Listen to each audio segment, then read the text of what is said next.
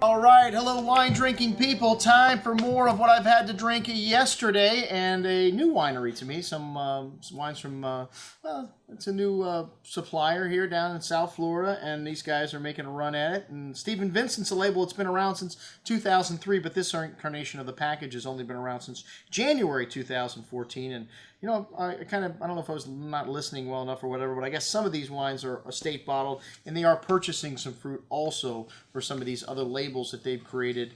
And they're in a position where these guys know the right people in California, and when they're ready to grow, they've got vineyards that they can bring online to up the production. Anyways, the Stephen Vincent label, the Sauvignon Blanc, is from Lake County. And this wine is a really clean and fresh style of Sauvignon Blanc. Some ripe melon and green fig fruit, fresh baled hay, all stainless steel here. Very fresh and clean on the tongue, light and refreshing. Then melon fruit showing and a savory grapefruit kind of citrus note. Cleaning everything up, making the tongue salivating for food. A good little wine at $12.75. They make some nice Sauvignon Blancs from Lake County. The Pinot Noir Sonoma Coast Stephen Vincent. This wine's got a really smoky bacon kind of nuance to the black raspberry and dark cherry fruit. Maybe oat chips I smell in here. I don't know, but really silky smooth tannins. Light red berry fruit, a short but pleasant finish.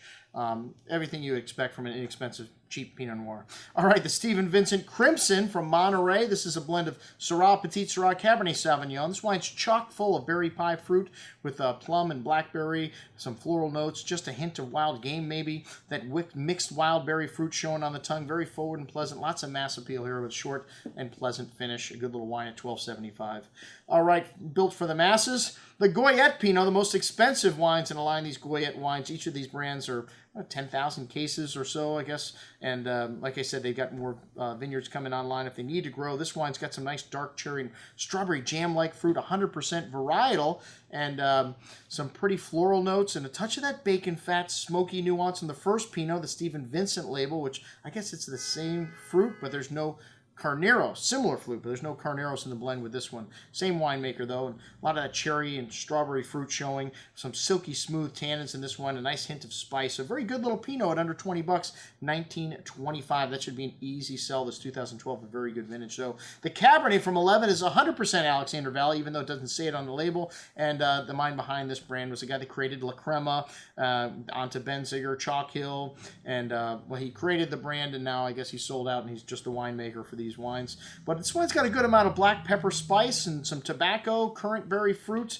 and a nice amount of that peppery spice showing through on the tongue as well. A very drinkable style of Cabernet, some earthy notes on the finish, but overall very pleasant, a very easy drinking Cabernet with a nice touch of spice and earth at $19.25. Also should be an easy sell. All right, the Cypher wines were up next, and I'm not a big fan of Zinfandel, so you know, a lot of these wines are Rhone blends with Zinfandel thrown in. The rosé, kind of a bigger style of rosé, Mourvedre, Grenache, Syrah, Zinfandel on the western side of Paso Robles, and I guess that makes a difference which side of Paso Robles you're on. This one's got some light berry fruit, plum, and cherry with pretty floral notes. A light and pleasant wine with a solid core of berry fruit, though. Finishes dry for the most part, but a bit of sweetness there. Some good structure. For 15 bucks, a very good little rosé, like a bigger rosé. The Peasant is up next. Some catchy packaging here. And this is a Mourvedre, Grenache, and Syrah. Only 1,557 cases produced. A good amount of that blackberry and black blueberry fruit, dark spices, some sweet tobacco, some barnyardy kind of earthy notes coming out on the second day, but a lot of sweet berry fruit. This one is very rich on the tongue, that dark berry liqueur-like fruit almost in concentration, and some brown spice and mocha on the finish. A very good little wine, but I didn't get the pricing. The Paso Robles wines are the most expensive wines in the group. Paso Robles more than Napa?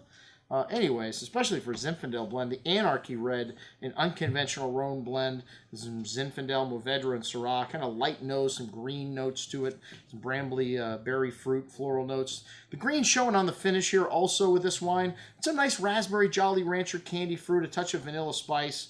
Like I said, for me, I'm just not a big Zinfandel person at 33 bucks. Didn't get that at all. And then the Bitch! What a cool name for a wine.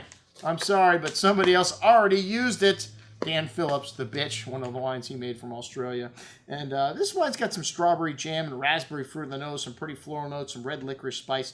But to me, out of balance, a sweet tart cherry on the tongue, finishes dry, and like I said, just I'm not a big Zinfandel fan anyways. But some good stuff here. Those Goyette wines, very good. And like I said, should be an easy sell out there in the market. All right, that's what we had from the Stephen Vincent folks. I'm your host, Andrew Lampasoni, signing off for the Wine Watch, saying remember, always drink the good stuff first.